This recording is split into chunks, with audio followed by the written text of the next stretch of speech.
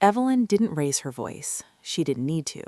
She leaned forward at the head of the table and said, "Since we're all here, I think it's time people knew the truth." That was the moment I understood this dinner had never been about celebrating anything.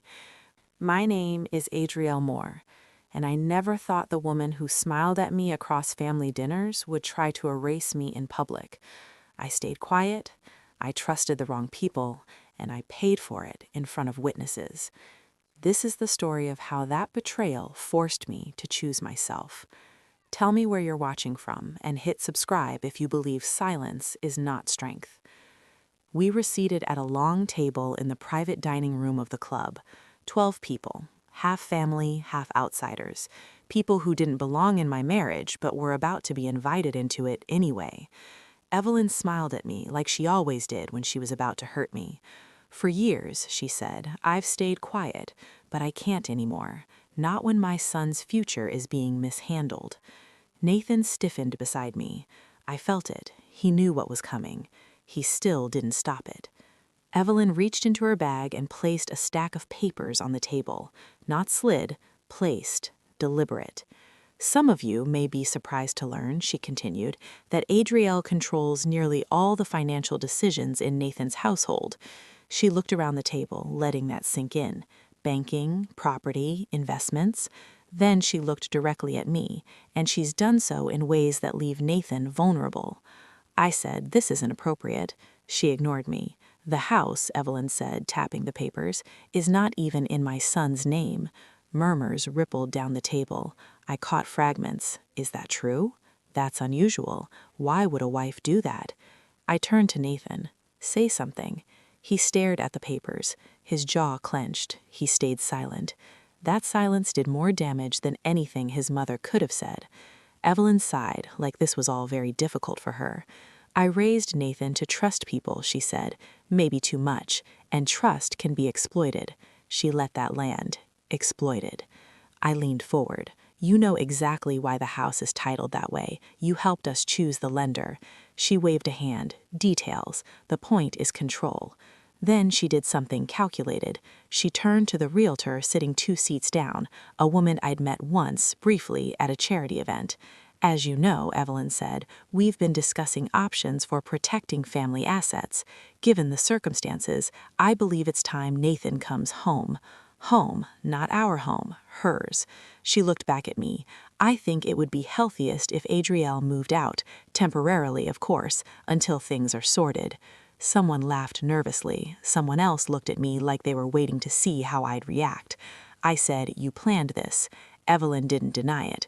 "I planned to protect my son," she said. "If that offends you, I can't help that." I turned to Nathan again. "You knew." He finally looked at me. His eyes were panicked, but still passive. "She's just worried," he said. "Maybe we should talk about it privately." That was it. That was the line he chose. I pushed my chair back and stood. The sound cut through the room. Evelyn's smile faltered for the first time. "Adrielle, sit down. You're embarrassing yourself." I laughed, once, sharp. "You didn't invite all these people for a conversation," I said. "You invited them for a verdict." She straightened. "You're overreacting." "No, I'm reacting exactly once." I picked up the papers she'd laid out and flipped through them. Mortgage copies, account summaries, notes in her handwriting. She'd been digging through our lives for months. "You know what's interesting?" I said, loud enough for everyone. "Every single account you're accusing me of controlling was funded by my income." Her eyes narrowed. "And every decision you're pretending was secret was approved by your son, in writing." Nathan sucked in a breath. Evelyn snapped, "That's not the point." "It is," I said. "You just don't like how it sounds out loud." I turned to the table, to the witnesses she'd assembled. "This dinner was meant to corner me," I said. She wanted me flustered, apologetic, quiet. I looked back at her. "You wanted me to leave small." Her face hardened. "I wanted you gone." Finally, the truth. I nodded. "Good, because you just made this very easy for me." Nathan stood halfway. "Adrielle, wait." I picked up my bag. "You don't get to ask me to wait," I said. "You already chose where you stand." Evelyn scoffed. "You think walking out gives you leverage?" I turned at the door. "No," I said. "What you just did gives me leverage." She stared at me, confused now, for the first time. "I came here as your daughter-in-law," I said. "I'm leaving as a problem you created." I walked out, not fast, not dramatic, purposeful. By the time I reached the parking lot, my hands were steady and my mind was clear. This wasn't humiliation. This was a declaration of war, and I was done pretending I didn't know how to fight. I didn't become vulnerable overnight. I was trained into it. When Nathan and I got married, we didn't have much. No inherited money, no safety net, just 2 incomes and a shared plan. I worked in operations for a regional logistics firm, long hours, steady pay.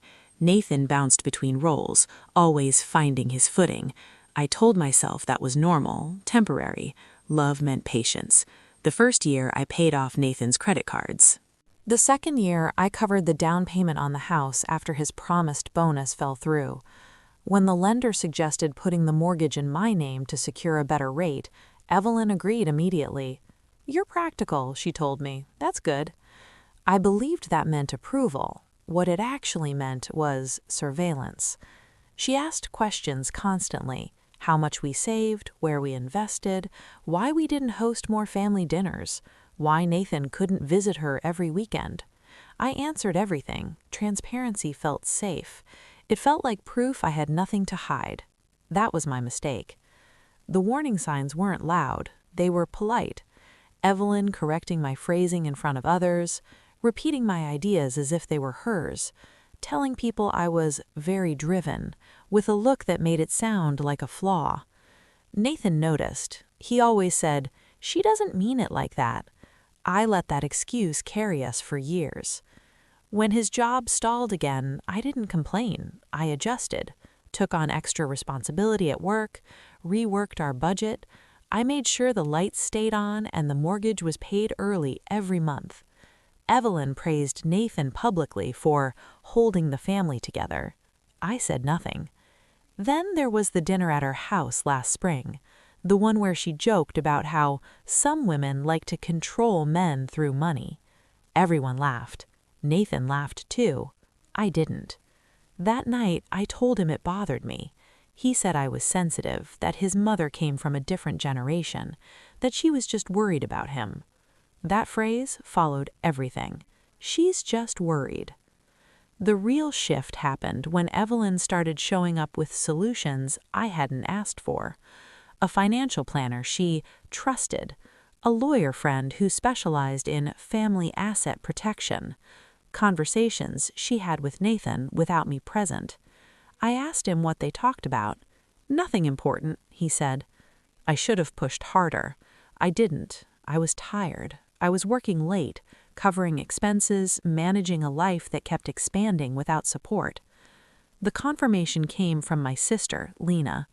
She's not emotional, she's not dramatic, she doesn't guess. We were sitting at my kitchen counter one night after I vented about the club invite. "She's staging something," Lena said. I laughed. "You think everything's a conspiracy." "No," she said. "I think patterns matter, and hers is obvious." I told her about the questions, the meetings, the paperwork Evelyn had been requesting copies of, just in case. Lena didn't hesitate. "She's preparing to separate you from assets." I felt stupid hearing it said out loud. "She can't," I said. "I've done everything by the book." "That's why she can," Lena replied. "She knows exactly where the book is." That night, after Lena left, I opened my laptop and started pulling records. Emails, documents, timelines. I saw the overlap clearly then. Evelyn's inquiries lined up with moments Nathan was stressed, uncertain, malleable. This wasn't concern, it was positioning. The stakes were no longer about hurt feelings or respect. They were financial, legal, existential. The house, my credit, my future, and if I didn't act, the story would be written without me in it. The dinner at the club wasn't an explosion. It was the reveal of a plan that had been in motion for years. And now that I'd seen it, there was no unseeing it. I wasn't just a daughter-in-law anymore. I was an obstacle, and Evelyn Moore had never tolerated those. I didn't take a day to process anything. I took an hour. By the time I pulled into my driveway after the club dinner, the embarrassment had burned off and left something cleaner behind. Focus. I'd spent years keeping a household running under pressure. This wasn't chaos, this was another problem that needed solving. I went straight to my office and shut the door. I didn't pour a drink, I didn't pace. I opened my laptop. First call, a family law attorney I'd worked with indirectly through my job. Not a favor, a consultation. I didn't tell him a story, I gave him facts. Marriage length, property ownership, accounts, Evelyn's involvement, the dinner. He paused only once. "Do you have documentation?" "Yes," I said. "More than she thinks." "Good, then you're not behind, you're just late to the game." That was fine, I could move fast. Next, I locked down everything that was mine. Not vindictive, strategic. I changed passwords, enabled multi-factor authentication, froze joint credit lines, and opened a new account in my name alone. Every transfer was logged, every step clean. I wasn't hiding money, I was preventing interference. Then I printed copies, 3 sets. Mortgage, bank statements, emails from Evelyn, texts from Nathan acknowledging shared decisions. I put them in labeled folders and stored them in separate places. Control only works when one person holds all the information. I was done giving that away. Nathan came home around midnight. He looked wrecked. His eyes were red, his shoulders slumped like he'd aged 10 years in a few hours.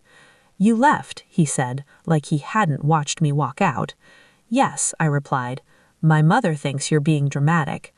"I think she tried to remove me from my own life, so we're even." He rubbed his face. "She's just scared." I closed my laptop and looked at him fully. "No, she's ambitious, there's a difference." He didn't argue. He sat down heavily. "What are you doing?" he asked. "Protecting myself." "From me?" "That depends on what you do next." That night, I packed an overnight bag, not because I was leaving, because I wanted the option. Independence starts with not being trapped by your own stuff. The next morning, I called a real estate agent, not the one Evelyn knew. I asked for a valuation. Quiet, no sign on the lawn, no gossip. Then I contacted HR at my company and updated my emergency contacts, beneficiaries, and access permissions. It felt strange, checking those boxes. It also felt overdue. By noon, I had a second meeting scheduled with the attorney. We discussed separation timelines, asset protection, documentation strategy. He didn't flinch when I told him Evelyn had been gathering information. "She's overreached," he said. "That works in your favor." In the afternoon, I forwarded a single email to myself, one Evelyn had sent months earlier, asking for copies of our mortgage documents for estate planning purposes. The phrasing was careful, the intent wasn't. I labeled the file clearly, Exhibit A. Nathan hovered all day, watching, asking nothing useful, saying things like, "We don't have to rush." I didn't correct him. I was already moving. That evening, his mother called. I could hear her voice through the phone before he answered. Sharp, controlled, furious beneath it. He put it on speaker without asking me. "Adrielle," Evelyn said, "I think emotions ran high last night." "They didn't," I replied. "You were very clear." "I was concerned," she insisted, "and now you're escalating." "No," I said, "I'm responding." She inhaled sharply. "You're putting Nathan in an impossible position." "No," I said again. "You did that when you tried to evict me socially before you tried legally." There was a pause. Not theatrical, calculating. "You should come by tomorrow," she said. "We can talk this through as a family." I looked at Nathan. He looked hopeful, desperate. "I don't do ambushes anymore," I said. "If you want to communicate, you can do it through counsel." Evelyn laughed, short, disbelieving. "You think you have leverage?" "Yes," I said. "I do." She hung up. Nathan stared at the phone. "You didn't have to provoke her." I didn't, I said. I drew a line. That night, I slept in our bed and locked my phone. In the morning, I'd already sent instructions to list the house pending legal guidance. I wasn't bluffing. I wasn't waiting. By the time Nathan realized his mother was panicking, not planning, I was already steps ahead. And for the first time in our marriage, I wasn't asking permission. I was acting. The consequences didn't arrive loudly. They showed up sideways. The first sign was silence. Evelyn stopped calling Nathan. Not the dramatic kind of silence meant to punish, the careful kind meant to regroup. For years, she'd filled his phone with reminders, opinions, requests. Now, there was nothing. That absence made him restless. He checked his phone constantly, like a reflex that had lost its reward. "She's giving us space," he said. "No," I replied, "she's recalculating."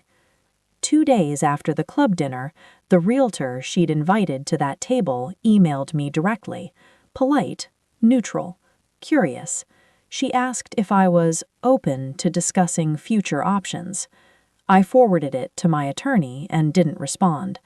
By the end of the week, word had started to travel. Not gossip yet. Questions. Subtle ones. I noticed it in how people spoke to me at work, how neighbors smiled a little too long, like they were checking something. Then the invitations stopped. A charity luncheon I'd attended for 3 years didn't send me a seat assignment. A neighborhood wine night was suddenly postponed. Nathan's cousin canceled a birthday dinner with no explanation. Evelyn wasn't telling stories yet. She was withholding access, letting people draw their own conclusions. It worked on some of them. One afternoon, Nathan came home irritated. My uncle asked if everything was okay with our finances. "Did you answer him?" I asked. I didn't know what to say. "That was the point," I said. "Confusion creates doubt." He didn't like hearing that. He still wanted to believe his mother was acting emotionally, not strategically. She proved me right 3 days later. Nathan's sister called, not to check on me, to check on him. "I just wanted to make sure you're okay," she said, loud enough for me to hear. "Mom's worried Adrielle's making some drastic choices." I took the phone. "Hi," I said. "If your mother's concerned, she can speak to my attorney." There was a long pause. "You hired a lawyer?" she asked. "Yes." Her voice shifted. Not hostile, alarmed. "Is this serious?" "It's overdue." She didn't call again. That night, Nathan finally asked the question he'd been avoiding. "What if she's right? What if people think you're controlling me?" I didn't raise my voice. I didn't soften it either. "Then you correct them," I said, "or you let them believe it. But either way, I'm done defending myself in rooms I wasn't invited into." He sat with that, uncomfortable, exposed. The next consequence hit Evelyn where she didn't expect it. Her church committee postponed a fundraising vote she'd been championing. Officially, it was a scheduling issue. Unofficially, people were cautious. They didn't want to align publicly with a family situation that might turn messy. She called me that evening, not furious, controlled again. "You're creating an image problem." "No," I replied. "You did that when you made our marriage a spectacle. You could fix this, a joint statement, a show of unity. Unity isn't performative," I said, "and it isn't built on threats." Her tone hardened. "You're isolating my son." "He's an adult," I replied. "You should trust the job you did raising him." She hung up. The real shift came at the end of the week, when Nathan's cousin showed up at our door. No warning. He didn't come in, he stood on the porch, hands in his pockets. "I'm staying out of it," he said quickly, "but you should know Aunt Evelyn's telling people you're planning to take the house and leave Nathan with nothing." I nodded. "Thank you for telling me." "That's not true, is it?" "No," I said, "but it's useful for her if people believe it."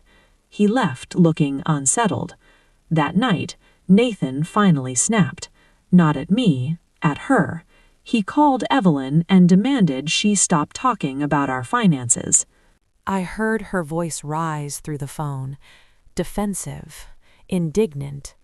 "You've always needed guidance," she said, "and now you're letting her turn you against me."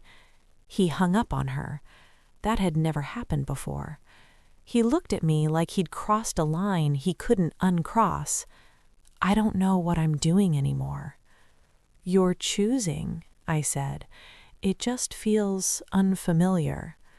By the end of that week, Evelyn had lost something she relied on, control of the narrative's pace. People were asking her questions she couldn't answer cleanly. Allies hesitated, support fractured quietly. Nothing had exploded yet, but the ground was shifting, and she knew it. Evelyn chose the venue. She always did when she wanted control. The annual Family Foundation dinner was held at a downtown restaurant that catered to donors, board members, and anyone who liked their influence served with linen napkins. She'd chaired the event for years. The guest list was half philanthropy, half performance. I wasn't invited. That was intentional. Nathan was. He hesitated at the door with his jacket still on, eyes flicking between me and his phone. "If I don't go," he said, "she'll say you're isolating me again." "If you do go," I said, "she'll say I'm unstable." He exhaled. "So what do we do?" "We stop letting her speak for us," I said. I picked up my coat. He blinked. "You're coming?" "I am," I said. "She made this public. I'm just showing up where the conversation already is." The restaurant was packed when we arrived. Long tables, soft lighting, name cards printed in calligraphy. Evelyn stood near the center, greeting guests like a candidate on election night. Her smile froze when she saw me. Just long enough. Then it reset. She leaned toward the woman beside her and whispered something. I didn't need to hear it to know what it was. I walked past her without stopping and took a seat at the end of the table. No announcement, no apology. People noticed anyway. Conversations dipped. Heads turned. Someone dropped a fork. Evelyn waited until the first course was served. She always preferred an audience that was already settled. She stood, tapped her glass, and launched into her prepared remarks. Gratitude, community, legacy, all the words she liked because they sounded generous without requiring vulnerability. Then she pivoted. "Family," she said, smiling broadly, "is at the heart of everything we do." Her eyes found me. "And sometimes," she continued, "family challenges us in unexpected ways." There it was. I set my napkin down. Evelyn gestured toward Nathan. "As many of you know, my son has been under tremendous strain lately. Personal matters, financial stress." She sighed. "It's difficult when private issues are mishandled." That word again, mishandled. I stood, not abruptly, not theatrically, just enough to break the rhythm she'd planned. "I'm sorry," I said. "I need to correct something." Evelyn stiffened. "This isn't the time." "It is," I said. "You made it one." The room went still, not silent, attentive. "You've told people I control our finances. I've isolated your son, that I'm planning to take what isn't mine." I looked around the table. "So let's be clear." I reached into my bag and pulled out a single document, 1 page. I didn't wave it, I held it. "This is a notarized summary of household contributions over the past 7 years. Income, mortgage payments, debt reduction." Evelyn's face tightened. "You're out of line." "No," I said. "I'm on record." I turned to Nathan. "Do you dispute any of this?" His throat worked. He shook his head. No. Murmurs spread, not shock, recalculation. I continued. Every financial decision Evelyn has criticized was made jointly, approved in writing, with her knowledge. I looked at her now. You didn't raise concerns privately, you staged them publicly, twice. Her voice sharpened. You're twisting this. Then correct me, I said. Tell them why you asked me for copies of our mortgage documents months ago. Someone at the table frowned. Another leaned in. Evelyn didn't answer. I pressed. Tell them why you met with a realtor before speaking to either of us. She snapped. I was protecting my son. I nodded. From what? She opened her mouth, closed it. I let the silence work. Then I delivered the line I'd rehearsed exactly once. You're not worried about losing your son. You're worried about losing access to what he built with me. The room shifted. Chairs creaked. People exchanged looks. That's a lie, she said, too quickly. I turned back to the table. If anyone here has questions about our finances, my attorney is available, transparently, legally. I looked at Evelyn again. If you have concerns, you can address them the same way. She stared at me, eyes flashing. You think this makes you look reasonable? I don't care how I look. I care that the truth is now public. I picked up my bag. One more thing, I added. This foundation exists because people trust you. If you continue using it to fight personal battles, that trust will disappear. That landed. I didn't wait for her response. I walked out of the restaurant with Nathan beside me, his steps uneven, his expression stunned. Outside, he stopped. You just burned every bridge. No, I said. I stopped standing on one she was sawing through. Behind us, through the glass, I could see Evelyn still standing at the table, not smiling now, surrounded, exposed. For the first time the room wasn't hers, and everyone could see it. Evelyn didn't retreat after the restaurant, she escalated. The morning after the foundation dinner, Nathan woke up to 12 missed calls, his sister, his uncle, 2 cousins, all before 8 a.m., not concern, damage control. Evelyn was telling her version faster than the truth could travel. By noon, the story had shape. Not facts, shape. I was unstable, power-hungry, threatening legal action to control Nathan. She framed my presence at the dinner as a stunt, a public meltdown, a woman unraveling. Nathan paced the kitchen while he listened to voice messages. She says you blindsided her. She blindsided herself, I said. She says you humiliated her in front of donors. You invited donors into our marriage. He stopped pacing. This is getting out of hand. That's what happens when you lie publicly, I said. People talk back. Evelyn's next move was smarter. She didn't post, she didn't text. She called. One-on-one conversations, soft voice, concerned tone. I'm worried about Adrielle. I think she's under a lot of pressure. I don't want to say anything, but... By evening, someone had suggested an intervention. That was when I decided to end the guessing. I didn't leak everything. I released enough. I forwarded a packet to my attorney and authorized him to share a summary with specific parties if needed. Board members, family representatives, not gossip channels, professional ones. The packet included timelines, email chains, financial approvals, Evelyn's written requests for documents, nothing editorialized, nothing emotional. Receipts don't need commentary. The first call came from the foundation's treasurer. Careful, measured. We've received some materials, he said. We wanted to verify authenticity. They're complete, I said, and original. There was a pause. This complicates things. Yes, I said, for the right reasons. By the next day, Evelyn lost control of the conversation entirely.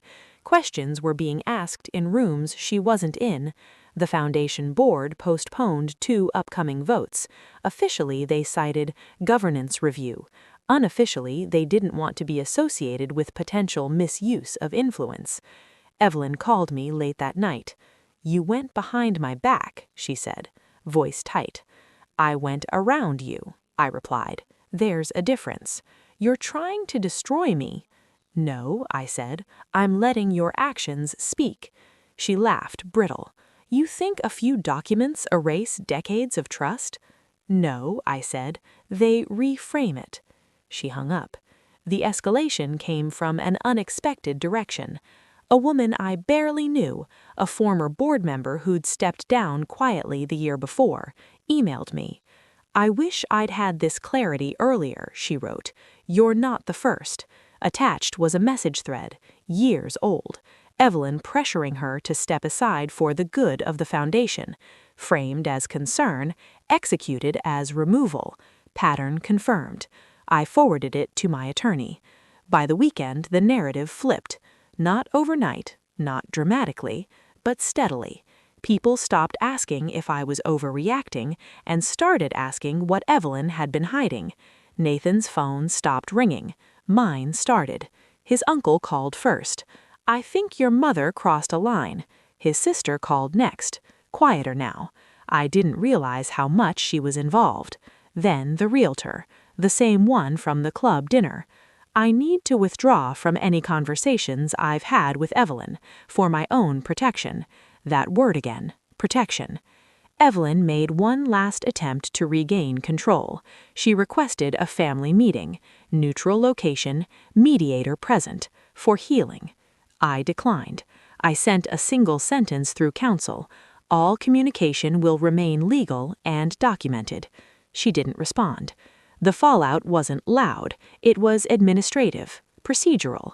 Meetings postponed, invitations rescinded, alignments quietly reconsidered. The woman who thrived on influence found herself waiting for callbacks that didn't come. Nathan watched it happen with disbelief. "She's losing ground," he said. "Yes," I replied, "because she relied on silence, and silence is fragile." That night, he admitted something he'd never said before. "She's always done this, just never to you, not like this." I didn't respond immediately. Then I said, "That's because I stopped playing my role." The escalation didn't end with shouting or spectacle. It ended with exposure. And once people see a pattern, they can't unsee it. Evelyn Moore wasn't a victim of a difficult daughter-in-law. She was a woman whose methods had finally been documented, and documentation doesn't argue, it concludes. The moment lawyers got involved, Evelyn's favorite weapons stopped working. She couldn't charm a court clerk. She couldn't guilt a judge. She couldn't explain her intentions to a bank and expect them to nod along because she sounded confident. Paperwork doesn't care how respected you are at church or how many charity photos you've taken. Paperwork cares about ownership, signatures, dates, and receipts, and I had those. My attorney filed the separation petition within days, along with requests that mattered: a temporary financial restraining order, a formal notice to preserve records, and a request for temporary custody arrangements for our daughter, Briar. Briar was 6. She knew Grandma Evelyn as the woman who pinched cheeks too hard and corrected manners like she was training a dog. Briar didn't understand money or influence. She understood tone. She understood when adults got cold. The first time Briar asked me, "Are we in trouble?" I felt something in my chest turn solid. "No," I told her, "we're getting safe." That was my line in the sand. Nathan didn't take the filing well. He sat at our kitchen table with the packet in his hands, flipping pages like the words might change if he stared long enough. "This is fast," I corrected. "Fast is what your mother did at the club. This is procedure." He looked up. "You really think she was trying to..." Yes, I said, and whether you admit it or not, you helped her by staying quiet. That stung him. It needed to, because the legal system doesn't reward confusion, it rewards clarity, and I was done living in a fog built by other people. The court scheduled an initial hearing quickly, because custody and finances were involved. My attorney told me to expect posturing. What I didn't expect was Evelyn trying to insert herself directly. 2 days before the hearing, she sent Nathan an email with a draft statement titled Family Position. It read like something you'd send to a board of directors. It was written to make it seem like Nathan and his mother were united and I was the unstable outsider. Nathan forwarded it to me, like he wanted credit for transparency. I read it once, then handed it back. She wrote this because she thinks you're still hers, I said. If you sign it, you become her mouthpiece. He stared at it. I didn't sign it. You considered it, I said. His silence answered for him. I stopped asking for emotional honesty after that. I dealt in outcomes. The hearing itself wasn't dramatic. It wasn't yelling or shock reveals or someone collapsing into tears. It was quiet, serious adults in a room where lying has consequences. The judge listened to the basics: length of marriage, work histories, the house title, the accounts, Breyer's routine, and the immediate need for stability. Evelyn wasn't allowed to speak. She wasn't a party in the case. That fact alone punched a hole through her ego, even though she wasn't physically there to feel it. My attorney presented a timeline of Evelyn's involvement, her requests for documents, her meetings with third parties, and the public accusations. We didn't decorate it, we didn't name call, we let the pattern show itself. Nathan's attorney tried to frame it as family concern and miscommunication. The judge didn't respond to that wording the way Nathan's family always had. He asked one question that cut straight through everything. Has the mother of the child shown any evidence of misusing funds or restricting the father's access to the child? Nathan's attorney hesitated. No, he said. The judge nodded once and issued temporary orders. Breyer would remain primarily with me in the home. Nathan would have scheduled visitation. Financial accounts would be frozen from unusual activity. No assets sold, transferred, or encumbered without mutual written agreement or court permission. Then he added something that made my stomach relax for the first time in weeks. No third parties are to interfere with custodial arrangements or financial access. Third parties. Evelyn, officially and unmistakably, was a third party. When Nathan heard that, his face changed. He finally understood what I'd understood for a long time. His mother wasn't the center of the universe. Not here. Not in the only place that mattered now. After the hearing, the financial dismantling began. Discovery forced transparency. Every account, every transfer, every debt, every large purchase. The mediator reviewed deposits, mortgage payments, and household expenses across years. Evelyn had implied I was controlling money to trap Nathan. The numbers showed something else. I had been keeping the marriage afloat.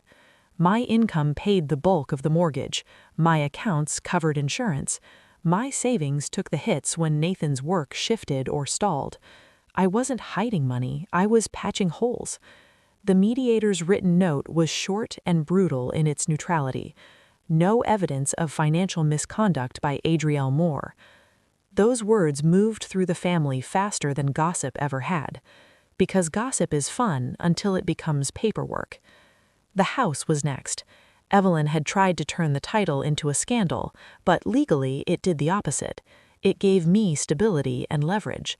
The court ordered an independent valuation. When the appraisal came back higher than expected, Nathan looked sick. "That's a lot of equity," he muttered. "It's not imaginary," I said. "It's the life we built, the life your mother wanted to claim." Evelyn panicked when she heard about the valuation. She started calling people, trying to pull strings. That's how she got caught. My attorney received a message from the realtor Evelyn had tried to use, asking for clarity because Evelyn had demanded paperwork that implied an impending sale. My attorney sent the realtor one response: "Do not engage.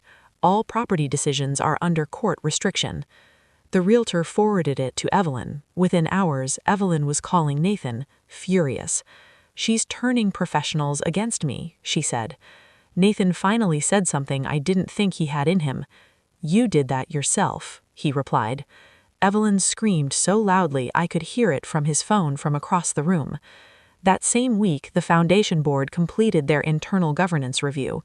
It wasn't criminal. It didn't need to be. They concluded Evelyn had blurred personal agendas with organizational authority and created reputational risk.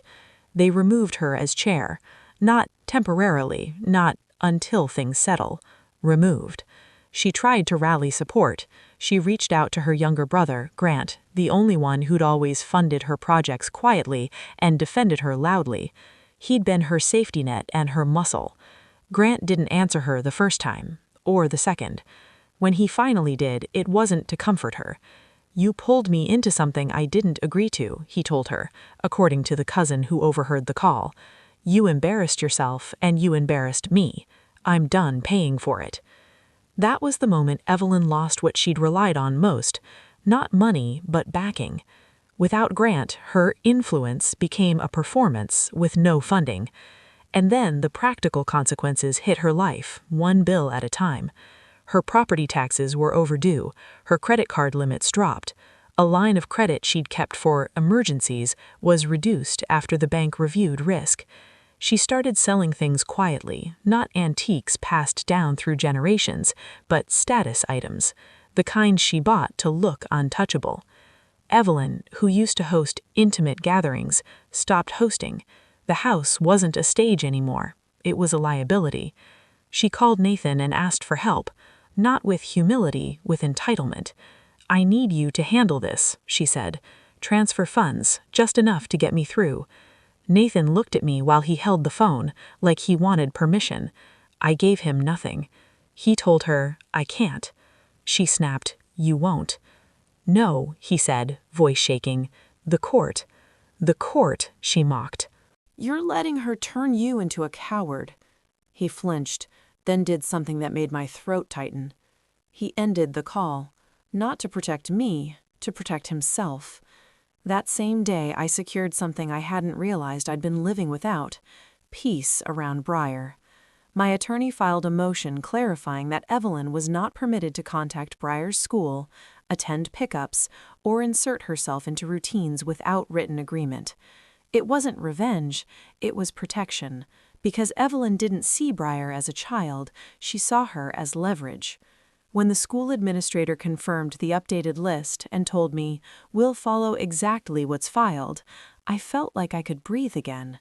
Nathan moved out 2 weeks later, not because he suddenly chose me, because the legal process forced him to choose reality. He packed quietly, mostly clothes and personal items. He avoided Briar's eyes like he couldn't stand the question he knew she'd ask. When he knelt to hug her, Briar stiffened. "Are you leaving because Grandma is mad?" she whispered. Nathan froze. I stepped in. "He's leaving because adults are working things out," I said, steady. "And you're safe." Briar nodded, but she didn't look convinced. When the door closed behind Nathan, my house didn't feel empty. It felt clear. By the time we reached the next hearing, Evelyn's situation had collapsed into a shape she couldn't spin. She'd lost her chair position, lost Grant's support, lost her narrative, lost access to my home, my child, and my finances. She was boxed out legally and socially at the same time, and she had no idea how to survive without an audience. The judge finalized interim terms that strengthened the previous orders and set a path toward final settlement. Nathan's share of marital assets would be handled through proper accounting. Custody would remain stable. Third-party interference would remain prohibited. When we walked out of court, Nathan didn't speak. He looked smaller than I remembered. Evelyn wasn't there, but her shadow still tried to reach through him. It didn't matter, because this wasn't a family argument anymore. It was a documented dismantling, and the woman who once tried to evict me with a dinner table and a smile was now facing the same thing she'd tried to force on me: a life where no one opens the door just because she demands it. I didn't go looking for Evelyn. That mattered. For months, she'd tried to pull me into one last conversation. Messages through relatives, notes slipped through Nathan, a voicemail that started with, "I don't know how we got here," and ended with, "We should talk like women." I ignored all of it. Closure doesn't come from repeating conversations that already failed. It came anyway. The confrontation happened on a Tuesday afternoon, ordinary enough to feel unreal later. I was leaving my attorney's office after signing the final settlement documents. Not drafts, final copies, the kind with embossed seals and no room for reinterpretation. I stepped into the lobby and saw her, sitting there, Evelyn, smaller than I remembered, not physically frail, but compressed. Her posture was stiff, like she was holding herself together by force. Her hair was done but rushed. Her coat hung open like she hadn't bothered to fasten it. She stood when she saw me. "Adrielle," she said. I stopped walking. I didn't greet her. I didn't ask why she was there. I waited. She gestured toward the empty chairs by the window. "Please, just 5 minutes." I checked my watch, not because I needed to, because it set the tone. "You have 3, I said. She sat quickly, like she was afraid I'd change my mind. I stayed standing. Up close, the damage was clearer. The confidence she used to weaponize had cracked. Her eyes darted, calculating my expression, searching for leverage that wasn't there anymore. "I never wanted this," she began. I held up a hand. "Don't start with intent." She flinched. "All I ever did was try to protect my family." "You tried to control it," I said. "That's different." Her mouth tightened. "You don't understand what it's like to build something and watch someone else take it apart." I laughed once, not amused, accurate. "I understand exactly what that's like," I said. "You just never thought I'd notice." She swallowed. "Nathan is lost without guidance. Nathan is an adult, and whatever he's lost, it didn't start with me." Her voice rose. "I gave him everything." "I gave him dependency," I replied, "and punished anyone who threatened it." She leaned forward. "You turned him against me." I didn't raise my voice. I didn't need to. "No," I said. "You did that when you asked him to choose between honesty and comfort. He chose comfort for years. This is the bill." Tears welled in her eyes, real ones this time, not strategic. Tired. "They took my foundation," she said quietly. "My brother won't speak to me. I had to sell the house." I said nothing. She looked up at me, almost pleading. "Are you satisfied?" That question told me everything. She still thought this was about winning. "This was never about satisfaction," I said. "It was about stopping you." Her breath caught. "I don't have anything left." I finally sat down across from her, not out of sympathy, out of clarity. "You have exactly what you built," I said. "A life where people only stayed because you controlled access. Once that ended, so did they." She shook her head. "I can change." "No," I said. "You can adjust, you can survive, but you don't get access to me or my child ever again." Her eyes widened. "You can't keep Briar from me." "I already did," I said, "legally, permanently." She reached across the table without thinking. I stood immediately. The movement startled her. "Don't," I said. Her hand froze midair. "I didn't come here to negotiate." "I came here because you ambushed me once, publicly, and I won't let you rewrite the ending privately." Her voice broke. "I was afraid." I nodded. "So was I. I just didn't make it everyone else's problem." She looked at me then, really looked, not as an obstacle, not as an opponent, as a boundary she couldn't cross. "What do you want from me?" she asked. I didn't hesitate. "Distance," I said. "Silence. And for you to stop telling yourself this was done to you." She sagged back in her chair. I picked up my folder. "One last thing," I said. "If you contact me again, directly or indirectly, my attorney will respond. I won't." She whispered my name like it used to mean something.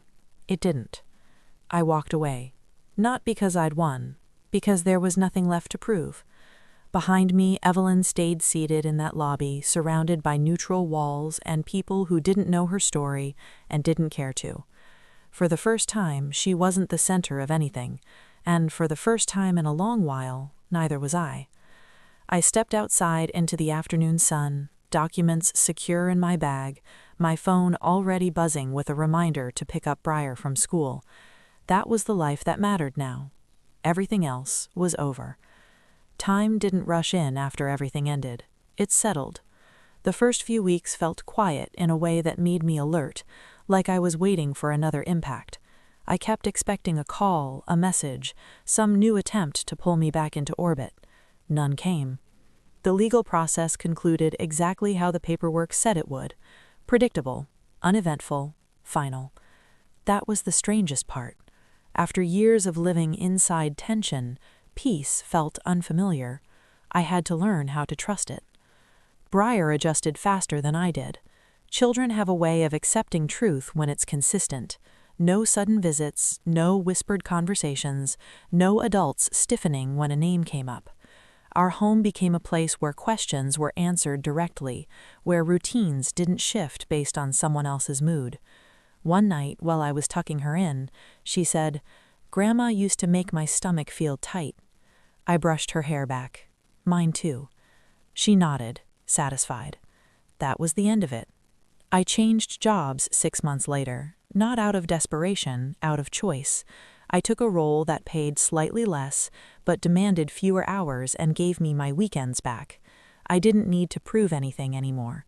Stability wasn't something I fought for, it was something I protected. The house felt different once it was fully mine. Not ownership on paper, ownership in spirit. I repainted the walls, not neutrals chosen to offend no one, colors I liked. I moved furniture without asking, I hosted friends without worrying who would hear about it or what would be repeated later. I stopped bracing myself. Nathan stayed distant, not hostile, not apologetic, just quieter than before. We coordinated around Briar respectfully, efficiently. He never mentioned his mother. I never asked. Some lessons don't need postmortems. As for Evelyn, she faded in the way people who rely on relevance always do. Not dramatically, gradually. I heard things indirectly. She moved into a smaller place across town. She stopped attending the events where she used to preside. People who once echoed her opinions now spoke about her cautiously, like a reminder of how easily power can curdle. She tried once to re-enter the narrative. A carefully worded message passed through a relative about moving forward and family healing. It never reached me. Boundaries are only effective when they're boring. A year after everything ended, I stood in my kitchen on a Saturday morning, coffee cooling on the counter, Briar laughing in the next room while she built something loud and crooked out of blocks. There was no tension in my shoulders, no internal countdown. No sense that I was being watched or evaluated. I realized then that I'd stopped narrating my own life defensively. I wasn't explaining myself in advance. I wasn't rehearsing responses to accusations that hadn't been made yet. I was just living. People sometimes ask how I stayed so calm through all of it. They expect some answer about strength or resilience or inner steel. The truth is simpler. I got tired of being small so other people could feel big. I got tired of managing someone else's insecurities as if they were my responsibility. I got tired of confusing endurance with virtue. Betrayal doesn't always come with shouting or cruelty. Sometimes it comes wrapped in concern, dressed as tradition, justified as protection. And freedom doesn't arrive as revenge. It arrives as clarity. The clarity that you don't owe access to anyone who harms you quietly. The clarity that walking away isn't failure when staying would cost you yourself. Evelyn once tried to erase me in public, convinced I would shrink the way I always had. Instead, she showed me exactly who I needed to stop being, and in doing that, she gave me something she never intended to: my life back. Thank you for watching and staying with me through this story. If it resonated with you, please click the subscribe button so you don't miss the next one. I'd also love to hear from you. Share your thoughts or your own experience in the comments. You're not alone, and your voice matters here. And if this story moved you or gave you clarity, hit the like button. It helps this channel reach others who might need to hear it too.